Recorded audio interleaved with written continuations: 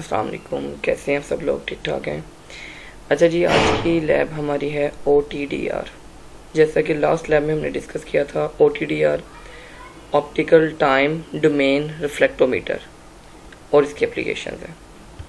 Optical time domain reflectometer कैसे काम करता है, इसकी क्या स्पेसिफिकेशन है, क्या मेजरमेंट्स हैं, कौन कौन सी डिटेल या कौन कौन से एरर फाइंड आउट कर सकता है, एक बहुत इंपॉर्टेंट इंस्ट्रूमेंट है और बहुत ही इंपॉर्टेंट लैब है जो आज हमने सीखनी है। उम्मीद है कि आज की लैब के बाद अगर आपने ये वीडियो देखी है तो आपको OTDR के बारे में किसी किस्म की कोई कन्फ्यूजन नहीं रहेगी। लें फिर हम स्टार्ट करते हैं। अच्छा, जैसा कि आपको नाम से अंदाजा है, optical time domain reflectometer. Optical word light से निकला है तो लाइट इसमें इन्वॉल्व होगी।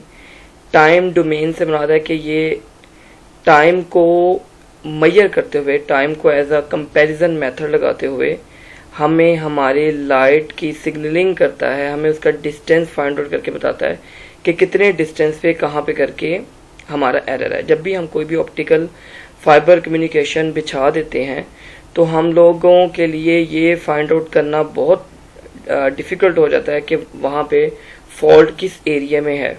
तो उसके लिए हम OTDR यूज़ करते हैं। एक एंड पे OTDR बाईपास कनेक्टर के साथ लगा के हम लोग इसको एज अ विजुअलाइजेशन के लिए यूज़ करते हैं, ये देखने के लिए कि कहाँ कहाँ पे एरर आ रहा है। तो ये एक एक्सपेरिमेंट है जिसकी डिटेल मैंने इसके अंदर लिख दी है सारी। अगर कोई भी स्टूडेंट सिर्फ इसको पढ़ ले एक दफ़ा तो मेरा नहीं ख्याल उसको OTDR के बारे में जो उसकी बुनियादी इंफॉर्मेशन है उसको पता ना चले। ये एक लाई का CRO मशीन जैसे कि आपकी लैब में पड़ी होती है उस तरह से है। तो प्रॉपर एक्सपेरिमेंट और इसके नोटेशन स्टार्ट करते हैं। है क्या ये? अच्छा जी, दिखने में ये OTDR मशीन इस तरह से होती है। ये इसके सेटिंग रीसेटिंग बटन्स होते हैं, ये एनालाइजर मीटर होते हैं कि आपने इसको सेंटीमीटर में, मिलीमीटर में, माइक्रोमीटर में कहाँ पे इसको आपने किस रेंज में आपके इसको वैल्यूट करना है, मीटर्स में निकालना है, किलोमीटर्स में निकालना है।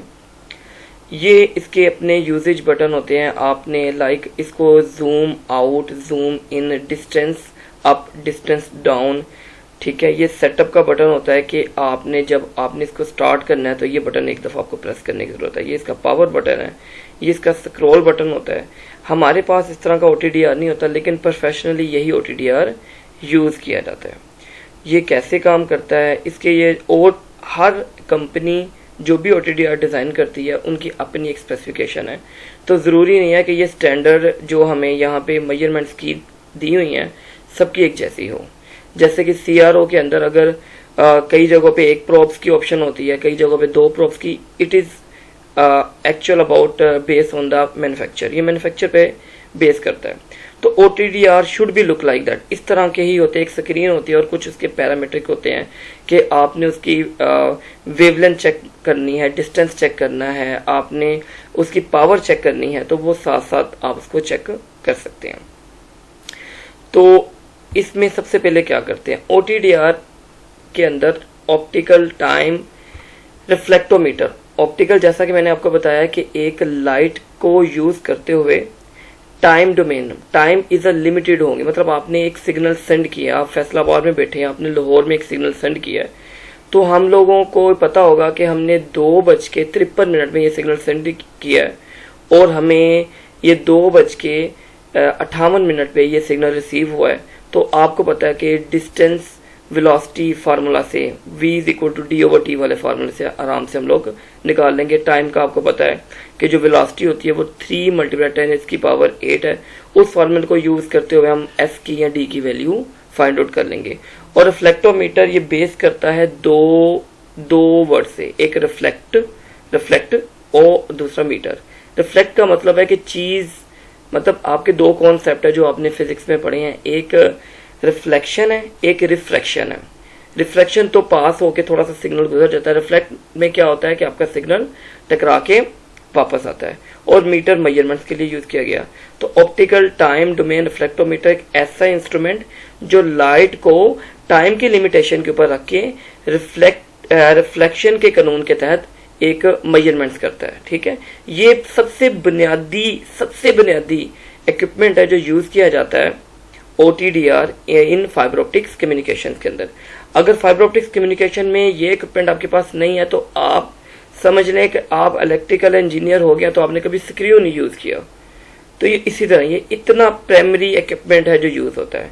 तो ये कहाँ कौन कौन से फॉल्ट और कौन कौन सी चीजें यूटिलाइज करता है, ये फाइबर अटेनुएशन, जहां पे फाइबर में डिस्टॉर्शन आ जाता है, सिग्नल कम हो जाता है। आपको पता है जब यहां से हम कराची की तरफ सिग्नल ट्रांसमिट करते हैं तो बीच में एम्पलीफाइंग एजेंट लगाए जाते हैं ताकि सिग्नल की strength with respect to long distance reduce ना हो जाए। टोटली इंटरनल रिफ्लेक्शन तो हो रही होती है, लेकिन आपको पता है being a physical power of a light ये ऑटोमेटिकली रिड्यूस होता ही होता है। ये एक यूनिवर्सल ट्रूथ है। जैसे आपकी पावर कहीं पे भी जनरेट हो तो जब आप कंजम्पशन यूजर एंड तक पहुंचते हैं तो वो कुछ ना कुछ लाइन लॉसेस की वजह से रिड्यूस हो जाती है। Optical fibre total internal reflection basically उसको कंज्यूम नहीं करता, लेकिन चूंकि लाइट एक फिजिकली मूव कर रही होती है तो वो अपने अंदर ये खासियत रखती है, उसकी अपनी एक कैरेक्टरिस्टिक्स है कि विद द लॉन्ग डिस्टेंस उसकी जो स्ट्रेंथ है वो कम होनी शुरू हो जाती है। मीडियम का इसमें ज्यादा पार्ट नहीं होता।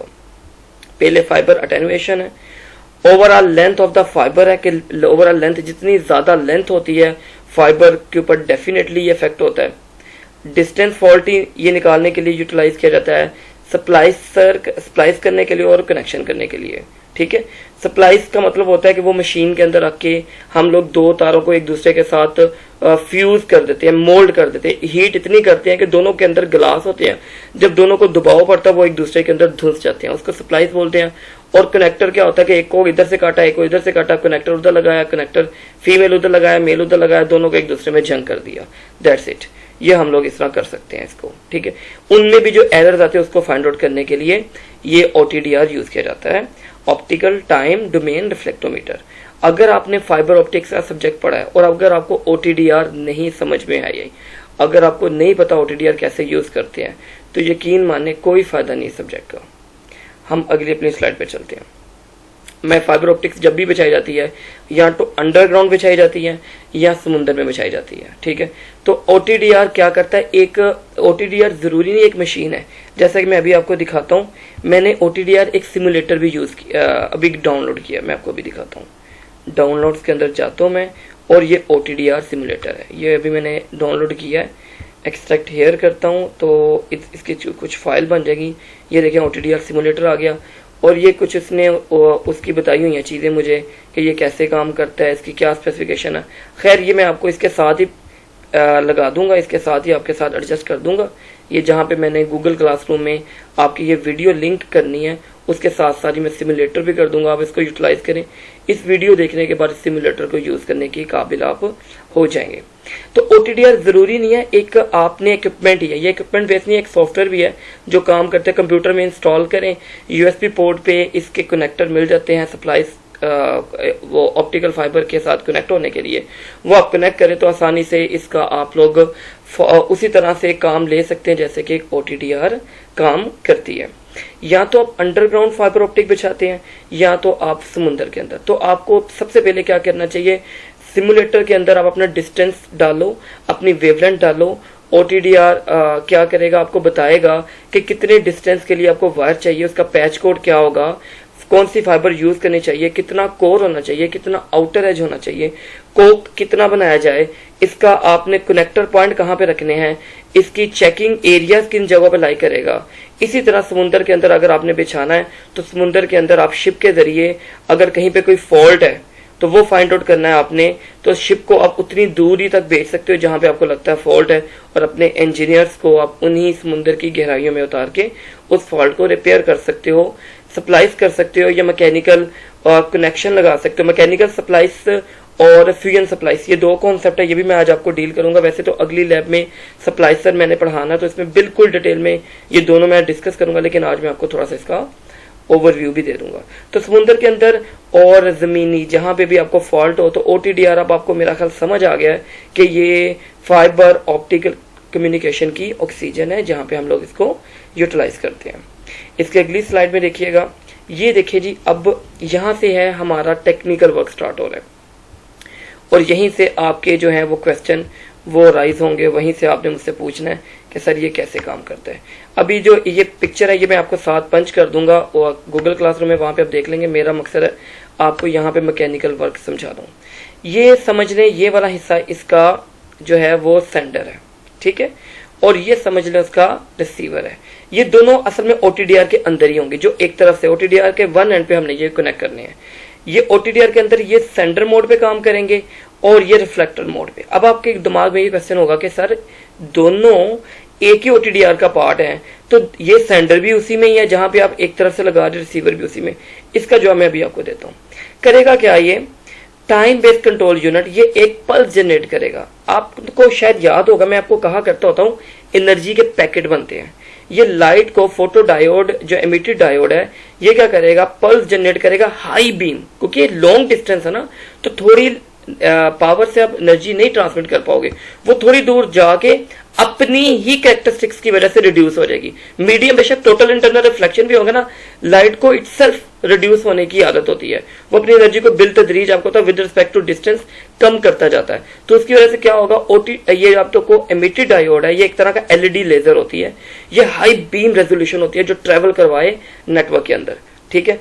पल्स जनरेटर और इसका काम यह है कि लाइट के पैकेटाइजेशन करते हैं, मतलब थोड़ी थोड़ी डिले से लाइट को भेजना शुरू कर देते हैं, ठीक है। यहां से सिग्नल आपका ट्रांसमिट हो गया और यहाँ पे सिग्नल आपका ये नेटवर्क के अंदर आ गया, ठीक है। आपने कपल्ड किया और भेज दिया। सपोज करें आपने ऑप्टिकल फाइबर के अंदर क्या हुआ, आपने दो फाइबर आपस में मिलाए लेकिन एक फाइबर दरमियान से कहीं टूट गया। अब जब टूट जाता है तो उसमें एयर बस आ जाता है, थोड़ा सा एयर वैक्यूम आ जाते हैं उसके। वहां से क्या होगा, 100% ना सही, मतलब अगर 100% लाइट है तो उसमें से 25% थोड़ी सी लाइट की वो वैक्यूम की वजह से रिफ्लेक्ट बैक होनी शुरू हो जाएगी। जब वो रिफ्लेक्ट बैक होगी तो यहाँ पे हमने उसी ओटीडीआर मतलब जिस तरह से हम सेंड कर रहे हैं उधर से रिफ्लेक्शन आनी शुरू हो जाएगी, और ये हमारा फोटो डायोड डिटेक्टर है जो इस लाइट की रिफ्लेक्शन को, जो कि नेटवर्क में गई कहीं से टूटा था, वहां से थोड़ी थोड़ी वापस आनी शुरू होगी, उसने मैयर करना शुरू कर दिया। और सेंटर का टाइम और टकराने के बाद रिसीवर का टाइम दोनों कैलकुलेट हो गया। ओटीडीआर ने ग्राफ के अंदर शो कर दिया कि इतने डिस्टेंस पे आपका कहीं सप्लाइस लीक हो गया है, मैकेनिकल कनेक्टर लीक हो गए हैं, या कहीं से फाइबर टूट गई है। तो वो क्या करेगा, ऑप्टिकल डिटेक्टर आराम से आपको डिस्टेंस बता देगा। आप अपने इंजीनियर्स को एक स्पेसिफिक लोकेशन में, लाइक फैसलाबाद से आपने लाहौर तक डाली है तो आपने शेखुपुरा रोड के टर्मिनल, जैसे उसके कोड होते हैं, टर्मिनल RT690 पे भेजा उसको, और वहां पे उसकी BSC जो भी था करीब 3 स्टेशन उसका नाम होगा, वहां पे आप नाम लेके अपने इंजीनियर्स को भेजेंगे।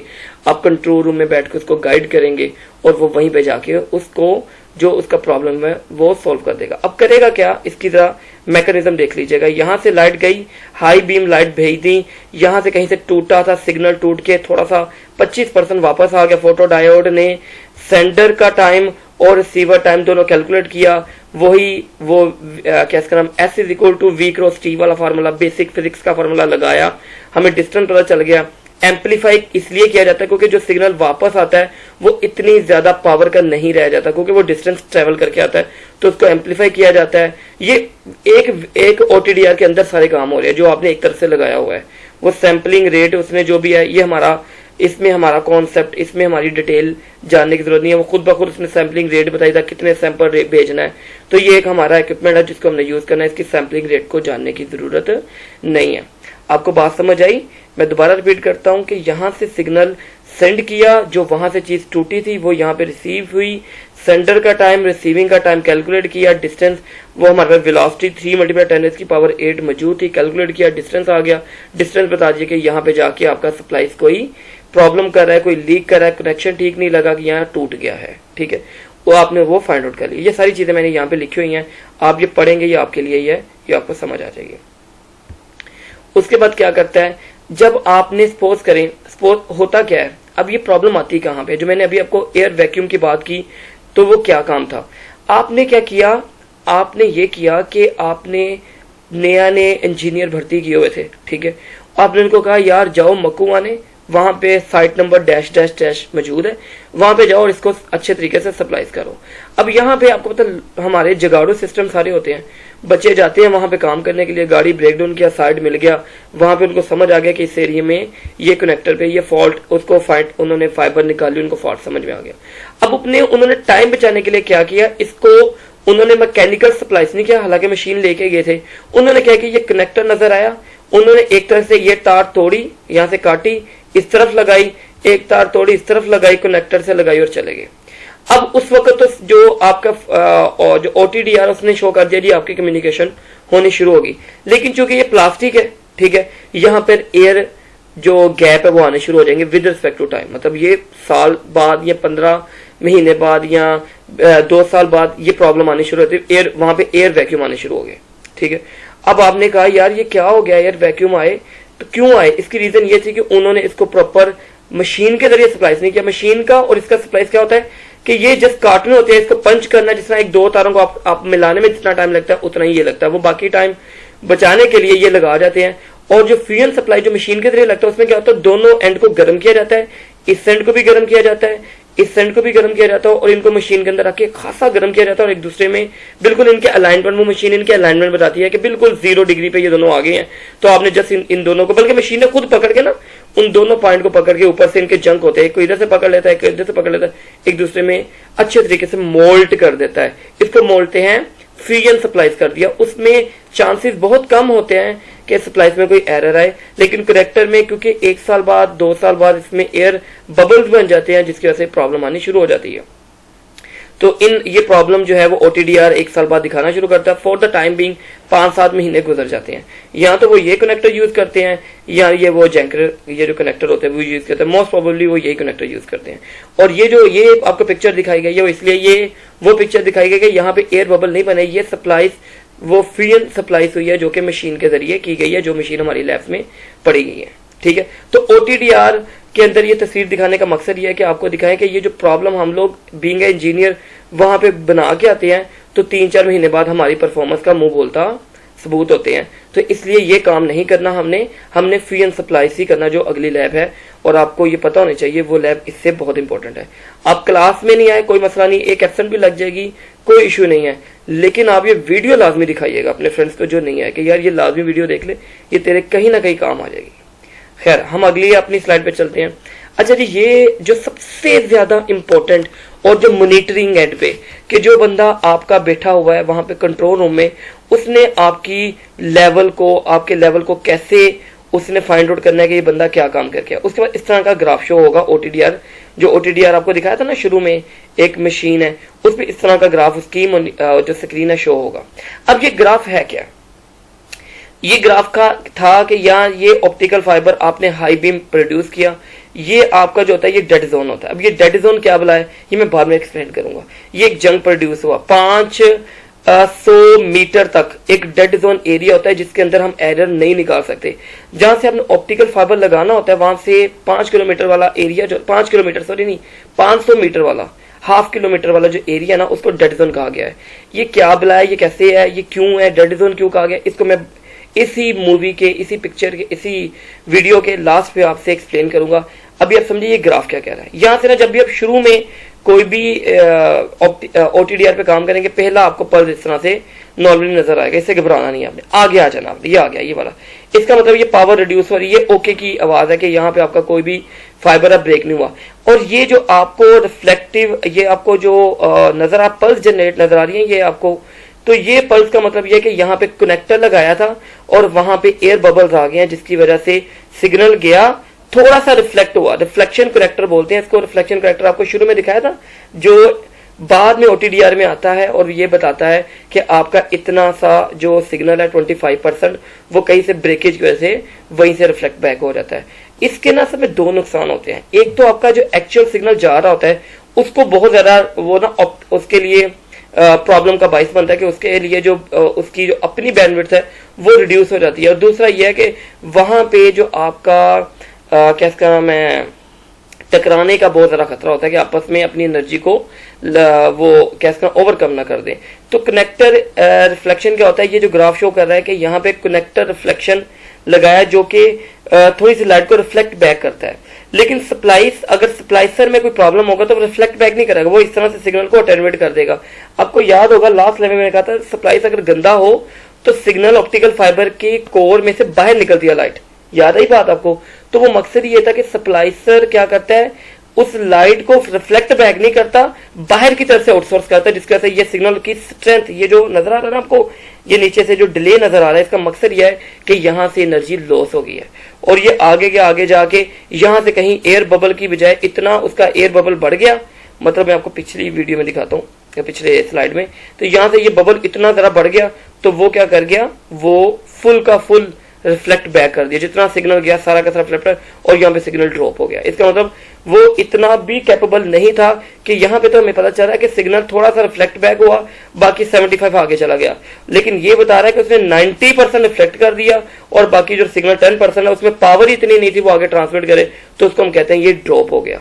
तो ये जो ग्राफ है वो शो करता है जो आपके इस तरह से जंक आए, ऐसे रिफ्लेक्शन जो आपके वेव में प्रोड्यूस हो, ये ट्राइंगल टाइप, तो इसको आपने ये समझ जाइएगा ये आपके कनेक्टर में कोई प्रॉब्लम है, जो कनेक्टर आप लगा के उसमें मसला है, और अगर सप्लाई से मसला हो तो ये आपका एनर्जी बैंड बिलो नीचे की तरफ करता है। ठीक है, तो इसको डिस्टेंस कैसे निकालते हैं वो मैं अगली स्लाइड्स में आपको दिखाता हूँ।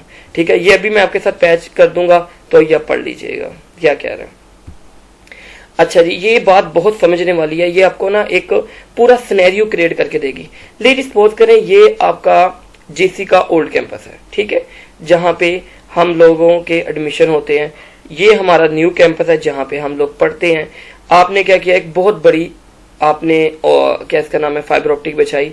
ये जो पहले वाला आपको ब्लू है, ये मैंने आपको कहा था ये डेड जोन है, इसको भी आपने अंडरस्टैंड नहीं करना, ये मैं बाद में समझाऊंगा।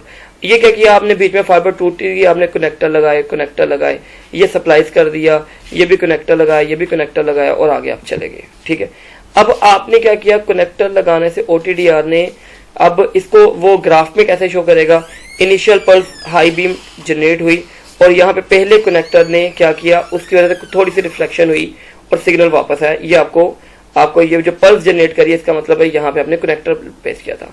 एंड अदर पल्स का लॉस आ गया, उसमें भी आपका रिफ्लेक्ट बैक हुआ कुछ सिग्नल।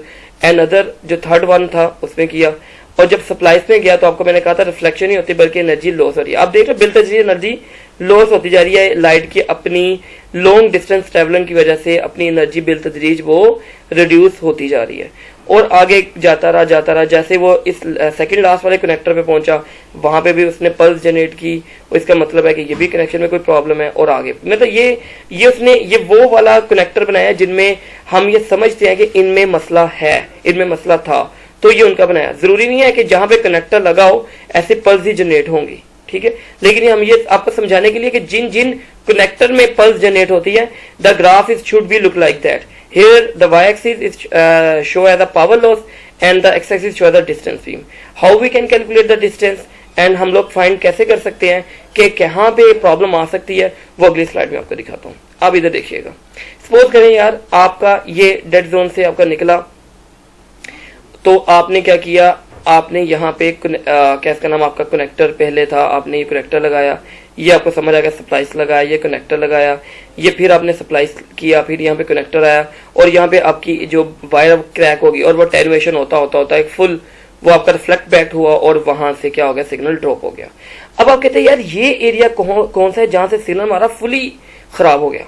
तो सपोज करें ये हमारा 10 किलोमीटर का एरिया, सपोज करें ये नीचे आपको ग्राफ नजर आ रहा है ना, सपोज कर लें ये 10 किलोमीटर का, मैं गिन लेता हूँ यार 10, 20, 30, 40, 50, 60, 70, तो 60 और 70 के दरमियान ये 65 से थोड़ा सा आगे 67 पे कहीं, मतलब जहां पे आप इसको कैलकुलेट कर रहे हो वहां से 65 किलोमीटर का, वैसे जो अच्छे OTDR है यहाँ पे उनके इलाके भी आप मेंशन कर सकते हैं, भाई 60 किलोमीटर में कौन सा इलाका आता है, 70, तो आपको बताएंगे जी ये खुलिया वाले स्टेशन नंबर 4 पे चले जाओ, तो वो ऐसे भी होता है। वो जब आप फील्ड में जाएंगे ना तो ये आपको समझ आ जाएगी, तो आपको पता चल गया अच्छा यार यहाँ पे मसला आ रहा है। आप उस वाले आप एरिया डिफाइन किए होते हैं ना, इस इंजीनियर का एरिया नंबर A, B इनको कोड दिए होते हैं, आपने उस इंजीनियर का आपका फोन होगा, नीचे आपके पास पूरी डेटा शीट होती है कंट्रोल रूम में, आपने उसको कॉल की। जब आप इनिशियली इंजीनियर बनते हो तो आप फील्ड में काम करते हो, आपकी वो वहां पे ऐसी तैसी फिरती है, आपको पीछे से जो कंट्रोल स्टेशन से कॉल होती है। लेकिन जब आप 3-4 साल आदत हो जाती है आपको अपनी करवाने की, फिर आप लोगों को कंट्रोल स्टेशन में बैठा दिया जाता है। जो आपके जूनियर्स आते हैं वो फील्ड में काम करते हैं। तो जब आप करेंगे काम या आप किसी से करवाएंगे तो आप उसको कहेंगे 67 किलोमीटर बेस स्टेशन नंबर ये, फाइनल नंबर ये, स्टेशन नंबर ये, वहां पे जाएं और वहां पे फाइबर का ये प्रॉब्लम आ रहा है। तो वहां पे भी उसके पास भी एक OTDR होगा जिसपे वो थोड़े थोड़े एरिया से चेक करता रहेगा कि कहाँ कहाँ पे मसला होगा और वो निकाल लेगा। ठीक है, ये असल में पूरा OTDR का पूरा मैकेनिज्म है जो मैंने आपको समझाने की कोशिश की है कि ये कैसे काम करता है, इसके वैल्यूएशन क्या है। ठीक है, इसके अलावा हाँ आपसे रह गया डेड जोन क्या है। अब डेड जोन क्या काम करता है यार, इसके ना मैं पीछे आता हूं आपको दिखाने के लिए। डेड जोन ये कहता है, आपको याद होगा जब मैंने ये वीडियो शुरू की थी मैंने कहा था कि जो OTDR है इसके अंदर एक हाई बीम यूज होती है, हाई यूनिट डायरेक्शनल एक ये वाली हाई आपको एनर्जी देनी पड़ती है ताकि जब ये ज्यादा डिस्टेंस कवर करे, चलो ठीक है अपनी लाइन लॉस भी करे लेकिन यार फिर भी ज्यादा डिस्टेंस कवर करे, इतना ना कम हो जाए कि ये हमें अपने फॉल्ट को इंडिकेट ही नहीं कर पाए। तो हमें हाई इंटेंसिटी ऑफ एनर्जी का जो लाइट है वो ट्रांसमिट करना पड़ता है। ठीक है, तो इसका मतलब क्या है कि जब हम लोग इसको अपने OTDR के साथ लगाते हैं ना, इसके साथ OTDR के, तो इसके अंदर शुरू में भी एक कनेक्टर लगा होता है। तो जिसकी वजह से क्या होता है, कनेक्टर का मेन प्रॉब्लम यह है कि इसने थोड़ी सी रिफ्लेक्शन करनी होती है और यहाँ पे हाई रेजोल्यूशन आपको पता है शुरू में जब वो ट्रांसमिट करेगा वहां पे तो अच्छे वाला हाई वो पावर वाला सिग्नल होगा, तो जब वो इस कनेक्टर में से गुजरेगा तो थोड़ा सा ये रिफ्लेक्ट बैक करेगा उसको, जिसकी वजह से ये 5 किलोमीटर का जो डिस्टेंस है ना वहां तक हमें ये समझ ही नहीं आएगा कि यहाँ पे अगर कोई फॉल्ट होगा ये फाइंड आउट नहीं करेगा, क्योंकि हम ये समझेंगे कि यार ये इसका डेड जोन है 500 मीटर तक का, जहां पे ये जो शुरू में जो मैंने करेक्टर लगाया था उसकी वजह से ये हमें ना रिफ्लेक्ट आ रही है, हमें जो है वो ये रिफ्लेक्शन शो कर रहा है हमारे OTDR के रिसीवर के ऊपर। इसका हल क्या है, इसका हल ये कि जो हमने एक्चुअल वायर लगानी है ना वो आपने शुरू करनी है 500 किलोमीटर के बाद। ये जो एरिया ये आपने OTDR आपका, ठीक है, OTDR मीटर है, आपने यहां से पहले एक पैच कोड में लगाया। ठीक है, ये इसको लंच फाइबर का नाम दिया उसने, आप इसको कनेक्टर समझ ले। आपने कनेक्टर के अंदर लगाया 500 किलोमीटर तक का, ताकि ये जो कनेक्टर की वजह से रिफ्लेक्शन, क्योंकि इस वायर का तुम्हें पता होगा कि यार इसमें तो कोई प्रॉब्लम है ही नहीं है, इसमें कोई किसी किस्म का कोई मसला नहीं होगा। तो 500 किलोमीटर तक हम अपनी जो है बहुत बेहतरीन सी वायर लगा देंगे जिसमें हमें 1000% ओके की आवाज है कि यहाँ पे मसला नहीं होगा। और जो एक्चुअल जो नेटवर्क की फाइबर होगी वो उसके बाद आपने वहां से चेक करनी है, ताकि 500 किलोमीटर तक जो डेड जोन है ना वो हमें वैसे भी रिफ्लेक्ट मीटर तो दिखाएगा, हम ये समझेंगे कि ये जो शुरू में कनेक्टर लगा है, जो ये वाला कनेक्टर लगा है, इसके कनेक्टर की वजह से जो रिफ्लेक्शन आ रही है उसकी वजह से उसका हम फॉल्ट जो वो फाइंड आउट नहीं कर पाएंगे एक्चुअल नेटवर्क के अंदर। तो हम लोग क्या करते हैं, अपना ही एक 500 मीटर तक की वायर अपनी अच्छी वाली बिछा देते हैं, उसके बाद जो फॉल्ट निकालने वाला नेटवर्क होता है उसके बाद उसको उस कनेक्टर के साथ कनेक्ट करते हैं या लगा देते हैं ताकि उसकी एरर को फाइंड आउट कर सके, और वो सारा मैकेनिज्म वही है। तो ये भैया OTDR का सारा जो है वो क्या इसका नाम है मैकेनिज्म है, ऐसे काम करता है। तो इसी की सारी चीजें, ये OTDR जो शुरू में आपको दिखाया था ये आपको नजर आ रहा होगा, ये शुरू में सिग्नल गया ये जो आपको लाइन टेढ़ी नजर आ रही है, घबराना नहीं है कि ये यार क्यों कम हो रही है, ये सही है, इसका मतलब वो लाइट अपनी स्ट्रेंथ कम कर रहा है। ये जो आपके पास आ रहा है ना ये वाला जंग, इसका मतलब वहां से OTDR कहीं अच्छे वाला एयर गैप आया और उसके बाद वो संभला ही नहीं और यहाँ पे आगे वो ड्रॉप हो गया। तो ये एरिया लाइक मैं अगर इसको आपको बताऊं, ये 10 किलोमीटर 20 30 40 50 50 55 किलोमीटर 54 किलोमीटर पे कहीं जाके ये कहीं गंदे वाला किसी ने सप्लाईज किया है, तो गंदे वाले सप्लाईज की वजह से ये वहां से वावाई एयर गैप आ गया जिसका से सिग्नल वो 90% रिफ्लेक्ट बैक हो रहा है, तो प्रॉपर जा ही नहीं रहा। ठीक है, तो ये OTDR आपको ऐसे शो करेगा। दिखने में समझने में अब आपको बिल्कुल क्लियर हो गया होगा, अच्छा यार ये जंक है। और सप्लाईज का मैंने आपको समझा दिया था कि उसमें ये जो पल्स है वो अप साइड पे नहीं आती बल्कि डाउन साइड पे एनर्जी लॉस के साथ आती है, जैसा कि मैंने आपको पीछे ये दिखाया हुआ है। ये इसमें दिखाता हूँ आपको, ये जो नजर आ रहा है एनर्जी गई, ये गंदे वाला जो सप्लाईज किया ना हमने ये भी गंदे वाला सप्लाईज किया हुआ है, तो ये सिग्नल दिखा रहा है। तो शहजादियों इसी तरह मैं आपको आपके उसके ऊपर लेके जाता हूँ, आपके एक्सपेरिमेंट के ऊपर जो मैंने बनाने की कोशिश की है। जो मैंने एक्सपेरिमेंट बनाया वो मैंने इन पिक्चर्स के अंदर से नहीं बनाया, तो ये मैं साथ आपको दे दूंगा, तो आप लोग जरा देख लेंगे, आपको समझ आ जाएगी। और ये असल में रिफ्लेक्ट मीटर है, जो मैंने असल में OTDR का बेसिक कहाँ काम करता है, क्या इसकी हम कहाँ यूज करते हैं, ये पढ़ोगे ना तो अब आपको बिल्कुल शीशे की तरह पानी हो जाएगा अगर आपने थोड़ी एहतियात से। ये थोड़ी सी इसकी मैंने वेवलेंथ बताई है, डेड जोन का भी बता दिया कहाँ तक होता है, ठीक है। डेड जोन भी आपको समझ आ गया कि पहला वो जो पॉइंट है, डेड जोन के दो होते हैं, एक आपका डेड जोन शुरू में आता है और एक आपका डेड जोन 500 मीटर के अंदर ये दोनों डेड जोन आ रहे होते हैं। तो ये दोनों आप पढ़ोगे आपको समझ आ जाएगी। ये पल्स विड्थ है कि कितनी पल्स विड्थ, यहाँ तो नैनोमीटर में लेते हैं या माइक्रोमीटर में लेते हैं। ये उसकी डेटा शीट है, ये आपको पढ़ने की कैसे कम जरूरत है। इसमें ये आपको ये अब आपको अगर मैं कल आपको आपका माइक ऑन करवा के पूछूं ये क्या है, तो आपने कहना सर ये कनेक्टर लॉस है। मैं पूछूंगा यार ये क्या, आपने कहना सप्लाई लॉस है। तो मैं कल आपके लिए एक छोटा सा टेस्ट लेके आऊंगा जिसमें मैं आपसे ना एक पिक्चर दूंगा और मैं आप में से किसी बंदे को कहूंगा या बंदी को भी बोलूंगा कि भाई आप ना मुझे बताओ कि यहाँ पे क्या हुआ है, यहाँ पे क्या मसला हुआ है, ठीक है। और मुझे नीचे कैलकुलेट करके बताओ डिस्टेंस कितना, मैं नीचे डिस्टेंस भी लिखा होगा, ठीक है। ये वीडियो देखने के बाद OTDR में मेरा नहीं ख्याल कि आपको कोई मसला होना चाहिए, ठीक है। बाकी ये सारी डिटेल और जो क्वेश्चन आंसर है वो मैंने नीचे भी लिखने हैं, वो मैं अभी आपको जो वीडियो बना रहा था तो इससे पहले मैंने बना दी है, तो अब मैं बाद में इंशाल्लाह क्वेश्चन आंसर कुछ सीधा सवाल है वो मैं इसके नीचे लिख दूंगा, वो आपने अपने लिख के रख लेने, जैसे कैंपस ऑन होगा तो हम लोग देख लेंगे। ये सेकंड लास्ट लैब है हमारी इस सब्जेक्ट की, ठीक है। उम्मीद है, कोशिश मैंने की है कि आपको 110% दिया जाए अपना, उम्मीद है कि आपको पसंद आएगी। फिर भी अगर आपकी कोई रिकमेंडेशन हुई, कोई बात हुई, कोई चीज़ ऐसी हुई जो आप बताना चाह रहे हैं कि सर ये ऐसे नहीं ऐसे कर लें, तो वो भी ठीक है। ये बदल हमारे पास मौजूद नहीं, अगर ये आप क्लास में भी होते तो ये हमने ऐसे ही पढ़ना था जैसा कि हमने इस वीडियो में पढ़ा। अपना बहुत ज़्यादा ख्याल रखिएगा और बेटे कम से कम क्वेश्चन आंसर सेशन में लाजमी आया करें। अस्सलाम वालेकुम।